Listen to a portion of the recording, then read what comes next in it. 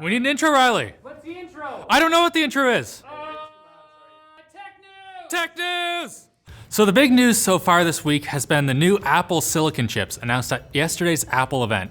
In case you haven't heard, Apple is now making its own CPUs for its Macs, and the first of its new chips, called the M1, is a 5nm system on a chip featuring 8 CPU cores and up to 8 GPU cores. Half the CPU cores are high performance and half are lower performing, but friendlier on battery life. Apple is claiming it has the best performance per watt of any laptop CPU, and given how fast the A14 SoC was, that might very well be the case. The in-house silicon has also made it possible for Apple to optimize first-party software such as Final Cut, but we'll have to wait until Macs based on the M1 drop next week to find out for ourselves. Apple announced 3 such devices, a $1,000 MacBook Air, a $1,300 MacBook Pro, and a $700 Mac Mini, that all kind of seem to be the exact same thing. Hopefully you've got your Apple credit card ready to waste some money. I guess I shouldn't say that yet, but I think it's bad. We have to go deeper into the cult. The other big hardware launch was, of course, the Xbox Series X and Series S. In a bit of bad news that'll be very familiar to anyone that's tried to get their hands on an RTX 3000 series graphics card, the new Xboxes are sold out basically everywhere, as long lines at brick and mortar stores and rushes of online orders were the norm. It looks like stock will remain very limited through the rest of the year, and if that wasn't bad enough, there was also an Xbox Live outage that struck around 1 p.m. Eastern on launch day.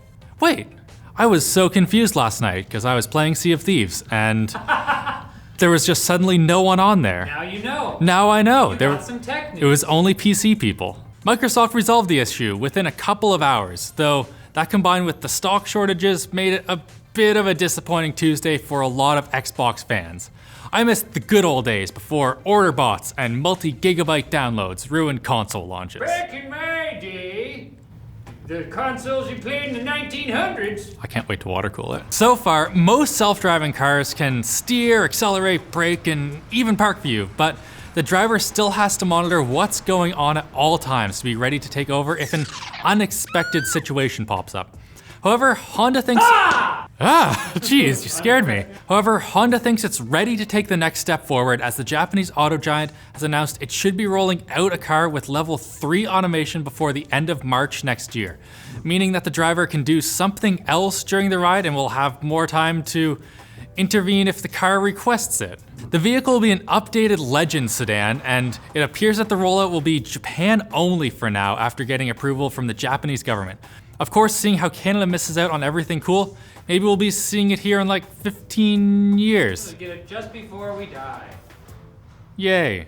Now it's time for Quick Bits, brought to you by HelloFresh, the premier meal kit delivery service. They create delicious step-by-step recipes every week and send them to you along with fresh, pre-proportioned ingredients. I love those. You can tell them what you don't like and they'll recommend something that is the opposite of that, a tasty, nutritious meal. HelloFresh delivers straight to your door and you can get $80 off plus free shipping using our promo code TECH80 at the link below. So click it.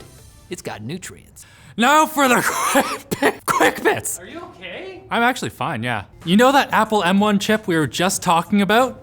Well, the one thing it apparently can't do is connect to an external graphics card. It's not clear why support for this feature has been removed, though past Macs have had issues with external GPUs and Apple might have just been in the position of like, good enough, most people probably won't use it anyway. It will also drive people who need more processing horses to future Mac Pros with other Apple future silicon chips. Don't you just love having less functionality when you buy an expensive gadget? It's because it's a prestige product. It's curated. Although the new Xbox consoles will support 1440p, it's currently notably missing from the PlayStation 5. This isn't a huge shocker considering consoles are built primarily for TVs and virtually no TVs out there have 1440p resolution. However, many console players do use monitors, and Sony is reportedly thinking about adding 1440p support if there's enough demand. If only consoles would support ultra-wides. Yeah, a lot of console players with ultra-wides. Loads. Absolute Dozens of droves. us. Yes, dozens. The US election is over, and with it, the end of the huge barrage of political ads you've constantly seen on TV. If you're as sick of them as most people are, there's a bit of good news today, as both Google and Facebook have extended their bans on political advertising for the time being. Now till the end of time. Yay! Google has said the decision is related to the amount of acrimony that's like lying, isn't it? Legal term. And misinformation circulating around the election result. Can't we all just get along? Not when you're being acrimonious.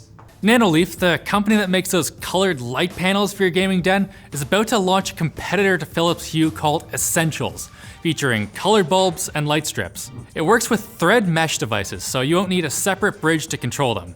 Unfortunately, they won't be cheap, as a bulb setting you back 20 bucks, wait, that's not too bad, and a light strip costing 50.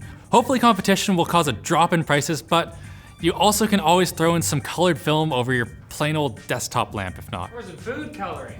Yeah, that would work great, Riley. And Walmart is expanding its reach to the realm of driverless home delivery to compete with Amazon.